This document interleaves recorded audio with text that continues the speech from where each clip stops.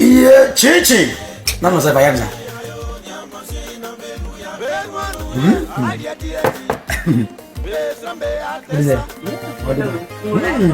Alors le chéri de. Animation à la pierre. On le voit. Long allez.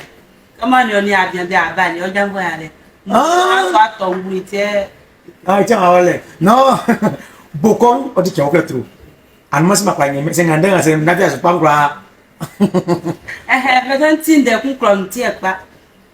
Attends, des coups for very. Asi que magna gelka ba ibanya ngawe gelka hôtel gelka ngale bele ba be banya ngawe uye ko ngi ndati ko no Afoué bondre dandale. afu bu de denda Ai, bien yo. ah non nous sommes là C'est ngabe kelo oh yaso. nous sommes là nous sommes là Plein en bien plein. non là mais de nous sommes là Flayé. nous faisons c'est Flay, on flay na bis. Quand bon nous va faire car il est si qu'elle. ma boîte il a office bi fies collecte Ah décrocher. allô blague c'est OK nous sommes là alors Aïe. Tout archi faux. Bisé que am tell nous a été. il won't be so okay yo il won't be so okay I think I'm saying afu blague mais tu won't be so okay am so yam tell no On va bouger.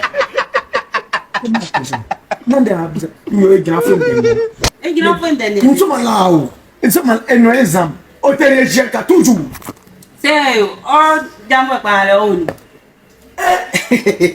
na kana na pima o kemo wa nya duma nya le nyonga wenu ko ba ko kwa plaça temba ku ko kwa brenu temba ku iduma Wow. yi bono nya duma de jambo iduma anyini sika chaovi nya ko do so nge ba oduma Yo kunda de lo mami. Ni a bien vieux au clan. ko ba te wu Yo.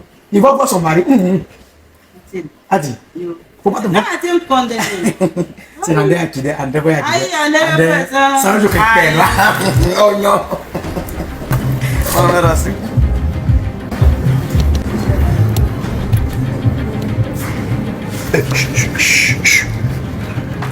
Non, André, je suis pas venu. Ça dit ma maman qui est pas où quand même.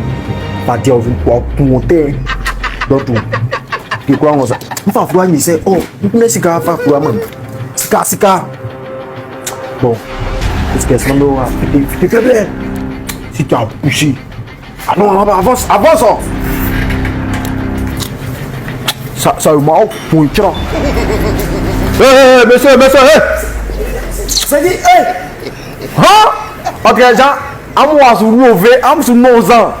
Don't tout. Faninge quoi on s'en est famille. Faut faire vite. Faut que donner là-bas. Donne. Là-bas.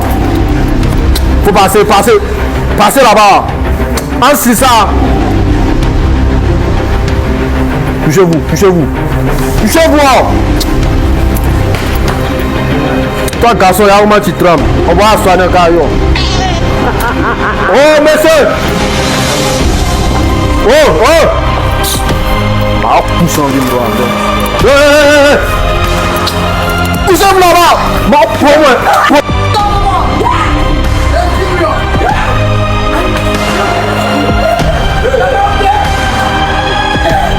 aïe papa awa moi yo Non, j'avais attendé. ça fait bien attends comment c'est pas ça nous voyons non c'est du moi ana mo c'est moi qui moelle peut-être du manga madi ouais braquet Ne zo sika ba bloro ai. oh Ada, ici quand diere nga e gwanwai. Ye ka mun nere. Sika ba plenyo. yo acho mambre manoi mambre ari mambreka ati anze Waye braque. Tumo sika onude. Sika onu. Waye braque. Nkum waye braque.